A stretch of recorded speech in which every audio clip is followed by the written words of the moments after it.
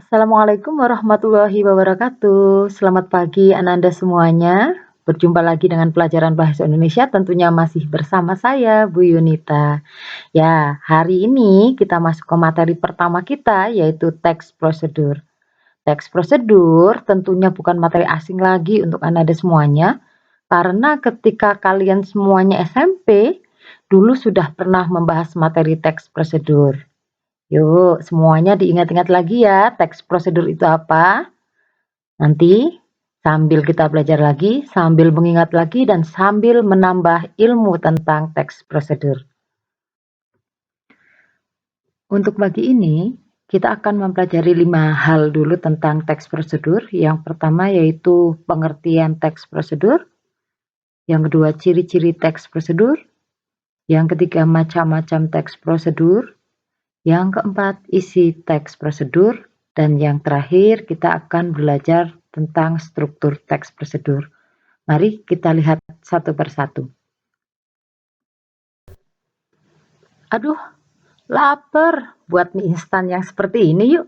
Loh, siapa sih yang gak suka mie instan?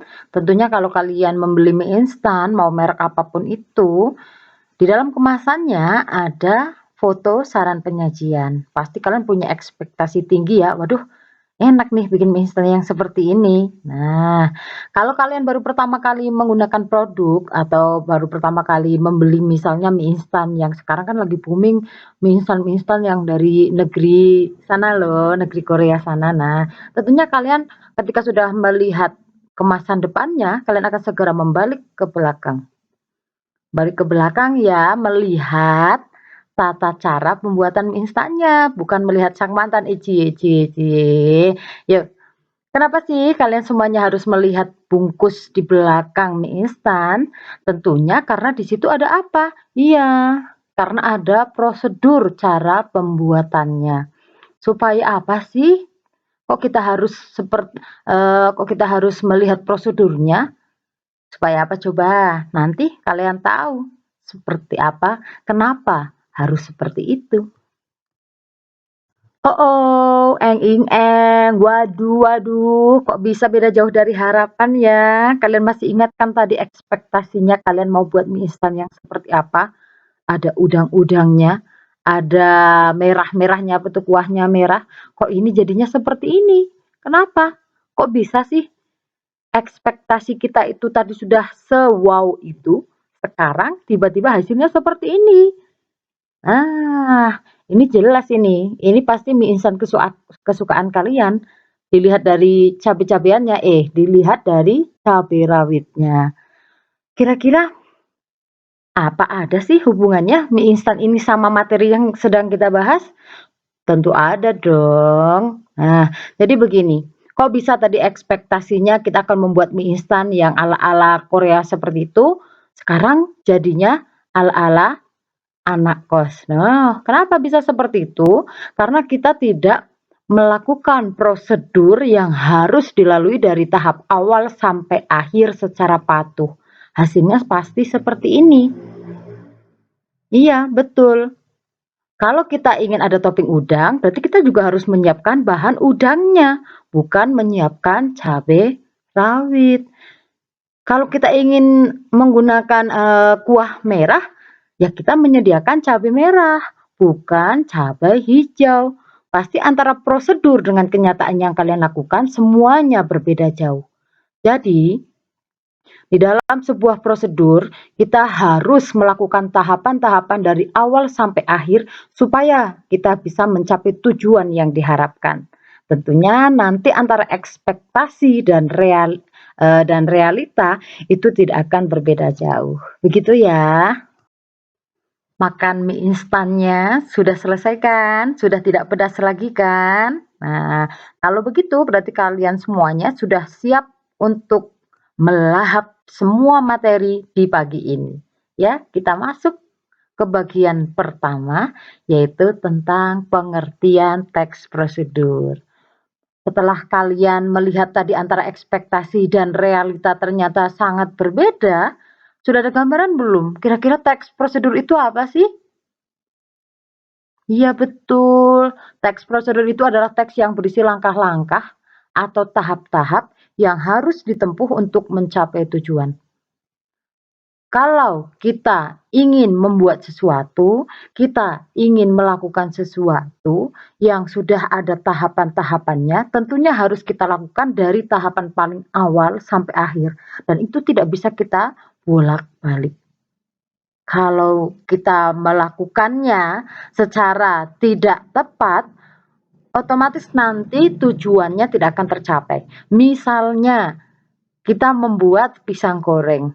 Yang perlu kita siapkan apa? Pisang kan, adonannya kan, minyaknya kan. Nah, tidak mungkinlah kita sudah menyiapkan semuanya, kita sudah memasukkan ke dalam penggorengan, tapi nanti di tahapan akhir yang kita lakukan adalah setelah kita tiriskan, ternyata baru kita nyalakan apinya. Loh, itu nanti jadinya bukan pisang goreng, tapi apa? Jadinya pisang kasihan, ya kan? Iya kasihan karena nggak matang, begitu. Jadi sekali lagi, teks prosedur adalah teks yang berisi tentang langkah-langkah atau tahap-tahap yang harus ditempuh untuk mencapai tujuan. Saya yakin Anda semuanya selalu berdampingan dengan yang namanya teks prosedur. Misalnya kemarin kalian melihat video tutorial tentang pelatihan membuat psikologi. Nah, tentunya ketika kalian membuat akun psikologi harus dilakukan dari tahap paling awal baru ke tahap yang paling akhir. Tidak mungkin kalian akan langsung mengerjakan soal sebelum kalian memiliki akun atau belum join ke kelas tersebut. Begitu. Untuk pengertian teks prosedur sudah jelas semuanya ya. Mudah sekali mengingat tentang teks prosedur. Begitu kalian mendengar kata teks prosedur, pasti di pikiran kalian itu sudah banyak sekali antrian-antrian yang akan membuat kalian selalu teringat karena kalian setiap hari pasti membaca yang namanya prosedur. Nah, sekarang kita akan mempelajari tentang ciri-ciri teks prosedur. Ciri-ciri teks prosedur yang pertama adalah judul ditulis secara jelas. Ya, judul itu harus ditulis secara jelas. Kenapa? Karena judul dalam teks prosedur itu juga berfungsi sebagai gambaran tujuan yang akan kita raih ketika kita mengikuti langkah-langkah kerja yang ada pada teks tersebut. Saya beri contoh, judul yang ditulis secara jelas dan judul yang ditulis dengan tidak jelas. Jadi begini, judul yang ditulis secara jelas misalnya, kita kembali lagi ke mie instan ya. Cara membuat mie instan kekinian. Nah, jelas itu. Hasil akhirnya adalah membuat mie instan yang kekinian, berarti yang sedang hits, ya kan? Coba kita bandingkan dengan judul yang berikut ini. Cara membuat makanan yang kekinian banyak disukai oleh remaja dan cocok dimakan ketika hujan turun. Loh, itu nanti malah bukan jadi judul teks prosedur. Nanti lama-lama malah jadi cerpen, ya kan? Belum tentu juga semuanya nanti pikirannya masuk ke mie instan. Kan banyak sekali makan makanan selain mie instan yang cocok dimakan ketika turun hujan dan juga sedang kekinian. Paham ya? Kemudian yang kedua, langkah-langkah kerja dipaparkan secara urut. Ini adalah bagian terpenting dalam teks prosedur. Ketika kita salah menuliskan langkah-langkah, maka hasil akhirnya pun tidak akan tercapai dengan benar. Misalnya kita membuat jus buah. Langkah pertama, berarti yang harus ditulis apa? Kita harus menyiapkan buahnya, kita harus menyiapkan airnya, gulanya, ya kan? Baru kita blender. Kemudian kita tuangkan ke dalam gelas. Coba kalau misalnya nanti ternyata di langkah awal, tuangkan ke dalam gelas. 2, siapkan buah. 3, siapkan gula. 4, kita blender.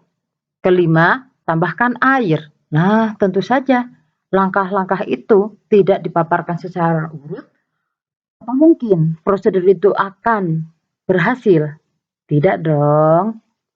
Kemudian yang ketiga, langkah kerja satu dengan langkah kerja lainnya harus koheren. Koheren itu maksudnya apa? Koheren itu maksudnya adalah saling berkaitan satu sama lainnya.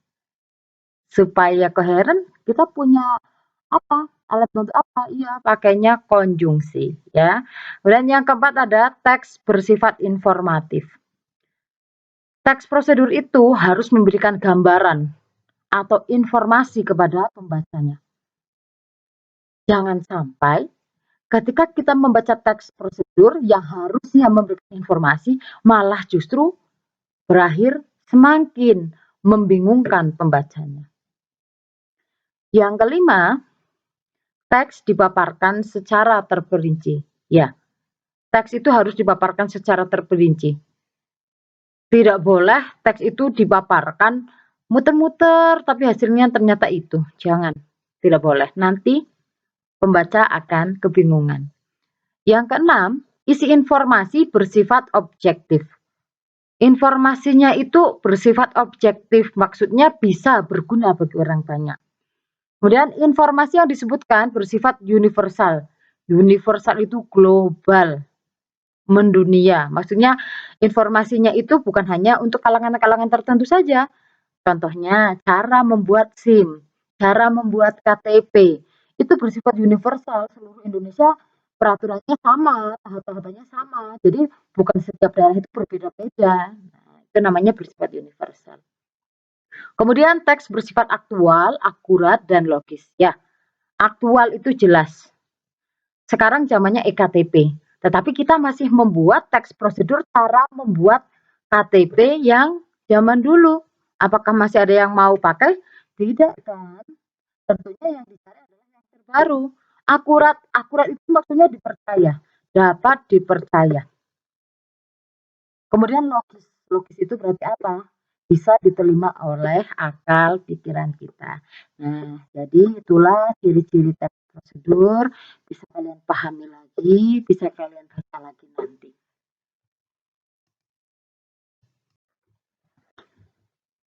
Berikutnya, kita akan mempelajari tentang macam-macam teks prosedur. Teks prosedur itu ada banyak macamnya.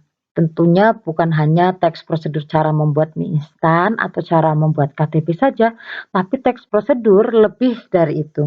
Yang pertama, ada teks prosedur yang menjelaskan bagaimana sesuatu bekerja atau instruksi secara manual. Contohnya adalah cara menghidupkan komputer dengan benar. Tentunya ini pernah kalian pelajari dan instruksi ini pernah kalian lakukan ketika kalian baru pertama kali memegang komputer ketika kalian berada di lab untuk pelajaran komputer. Tentunya Bapak Ibu guru pada waktu itu sebelum kalian bisa mengetik, bisa menggunakan internet, pasti Bapak Ibu guru sudah memberikan instruksi bagaimana sih cara menghidupkan komputer yang benar, ya tidak? Selain itu ada apa lagi? Misalnya HP kalian baru. Nah, tentunya yang dilihat apa? Yang dilihat tentang keterangan bagaimana cara menghidupkannya. Contoh lainnya lagi apa? Oh, kulkasnya baru. Oh, TV-nya baru. Pokoknya barang-barang barulah yang biasanya sering kalian lihat bagaimana cara penggunaannya secara manual. Kemudian yang kedua ada teks prosedur yang menginformasikan suatu aktivitas tertentu dengan peraturannya. Corona kapan berlalu ya? Sudah lama ya? Tentunya kalian juga sudah hafal kan cara cuci tangan pakai sabun? Nah, ternyata keenam langkah yang selalu kalian lakukan dalam 60 detik itu merupakan salah satu contoh teks prosedur yang menginformasikan suatu aktivitas tertentu. Yang ketiga ada teks prosedur yang berhubungan dengan sifat atau kebiasaan manusia. Contohnya apa sih? Kalian suka jalan-jalan dulu? Sekarang jalan-jalannya ditunda dulu ya. Kalau misalnya mau jalan-jalan bagaimana? Boleh kok, asalkan apa? Asalkan kalian harus melihat apa? Melihat tips aman berkendara di era new normal. Nah, itu juga merupakan contoh teks prosedur. Oh, ternyata teks prosedur itu banyak sekali macamnya kan? Tadi kita sudah mempelajari tentang pengertian, ciri-ciri, dan macam-macam dari teks prosedur. Sekarang kita masuk ke dalam mengungkapkan pernyataan umum dan tahapan-tahapan dalam teks prosedur. Kemarin sore, kalian tentunya sudah membaca materi tentang teks prosedur yang ada di dalam buku paket. Dan tentunya kalian sudah membaca contoh-contoh teks prosedur yang ada di dalam sana. Kalian pasti sudah membaca teks yang berjudul wawancara kan? Nah, sekarang saya akan menjelaskan. Di dalam teks prosedur itu nanti ada bagian yang namanya pernyataan umum dan tahapan-tahapan. Kalian ingat-ingat lagi atau sambil dibuka untuk teks wawancara, kita lihat kolomnya. Di kolom nomor 1 itu ada pernyataan umum, isinya adalah tentang wawancara merupakan kesempatan untuk menggali kualifikasi calon secara mendalam dan wawancara pun menjadi ajang tanya jawab antara pewawancara dengan calon. Dilihat dari kalimatnya, tentunya sudah ada gambaran, oh pernyataan umum. Pernyataan umum, kita ingat-ingat lagi, dulu kelas 10 di materi teks laporan juga ada pernyataan umum kan? Isinya tentang apa? Iya, tentang gambaran secara umum, tentang sesuatu yang sedang kita bahas pada teks tersebut. Sama, dalam teks prosedur pun ada yang namanya seperti itu. Nah, untuk kalimat singkat yang ada di kolom tersebut, itu merupakan kalimat-kalimat yang menggunakan kalimat deklaratif atau disebut dengan kalimat pernyataan. Coba kita ke kolom nomor 2 atau tahapan-tahapan. Secara pandangan antara kolom nomor 1 dan 2 beda kan? Yang pertama terdiri dari sebuah kalimat. Kalau kita lihat di kolom kedua, ternyata ada poin-poinnya A, B, C, D, E, F. Atau mungkin nanti kalau beda teks, mungkin 1, 2, 3, pertama, kedua, ketiga, dan seterusnya. Nah, di sini sudah terlihat perbedaannya antara pernyataan umum dan tahapan-tahapan. Dalam tahapan-tahapan ini berisi tentang apa yang harus kita lakukan dari awal sampai akhir supaya kita bisa mencapai tujuan yang diharapkan. Mari kita pelajari tentang struktur teks prosedur. Struktur teks prosedur sama dengan teks-teks yang lainnya, yaitu tidak boleh kita bolak-balik, harus urut. Yang pertama ada tujuan. Tujuan itu apa sih tujuan dalam teks prosedur itu? Isinya tentang apa? Berisi tentang hasil akhir yang akan kita capai. Biasanya struktur bagian tujuan ini nanti akan digambarkan menggunakan pernyataan umum tadi, menggunakan kalimat-kalimat deklaratif. Yang kedua ada langkah-langkah. Langkah-langkah ini adalah bagian terpenting dalam teks prosedur. Isinya tentang apa? Isinya ya tentang cara-cara yang harus ditempuh agar tujuannya tercapai. Tentunya harus kita tulis dari awal sampai akhir secara urut, tidak boleh kita bolak-balik.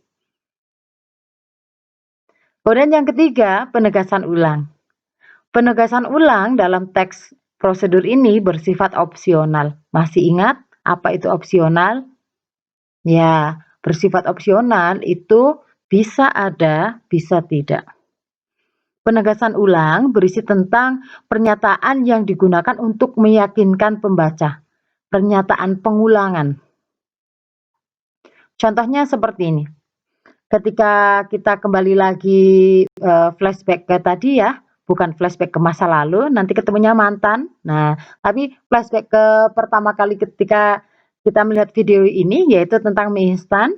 Nah, misalnya saya membuat teks prosedur cara membuat mie instan, sudah saya cantumkan di situ tujuannya, langkah-langkahnya, kemudian saya ingin menambahkan penegasan ulang. Contoh kalimatnya bagaimana? Misalnya seperti ini. Nah, mudah bukan cara membuat mie instan yang kekinian? Selamat mencoba. Memang kalimatnya sedikit, tapi itu sudah bisa dijadikan sebagai penegasan ulang. Karena isinya sudah digunakan untuk meyakinkan pembaca bahwa prosedur yang kita tulis di situ memang benar-benar mudah untuk dilakukan. Berikut saya berikan contoh cara menganalisis struktur teks prosedur. prosedur. Di situ ada foto perempuan cantik, ya, tapi sayang itu bukan saya, melainkan fotonya Mbak Dian Sastro. Nah, setelah lihat judulnya, Giat Menata Rambut Pendek. Di situ ada satu paragraf setelah judul, sudah saya beri tanda, dan di situ merupakan struktur teks prosedur bagian tujuan.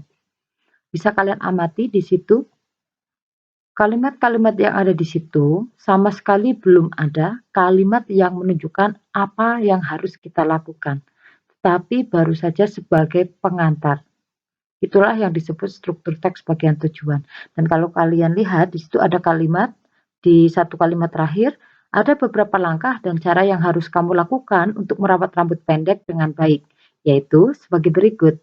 Nah, kalimat tersebut lazimnya akan selalu ada walaupun berbeda kata-katanya, karena bagian tujuan ini nanti akan mengantarkan antara apa yang harus kita lakukan dengan langkah-langkah yang harus kita kerjakan. Kemudian bisa kalian amati di paragraf kedua itu sudah ada angka 1, paragraf ketiga ada angka 2, seterusnya sampai angka 4. Nah, disitulah merupakan struktur teks prosedur bagian langkah-langkah. Bisa kalian lihat di situ. Silakan kalian amati. Bagi kalian yang sudah membaca kemarin sore, tentunya kalian tidak memerlukan waktu lama untuk memahami bagaimana caranya mengidentifikasi struktur teks prosedur. Apakah ada yang kurang menurut kalian? Penegasan ulang. Kembali lagi, penegasan ulang itu bersifat opsional. Bisa ada, bisa tidak. Kebetulan untuk teks prosedur ini tidak ada penegasan ulangnya. Tapi saya akan memberikan contoh apabila teks ini diberi penegasan ulang akan jadi seperti apa. Saya akan memberi contoh untuk penegasan ulang.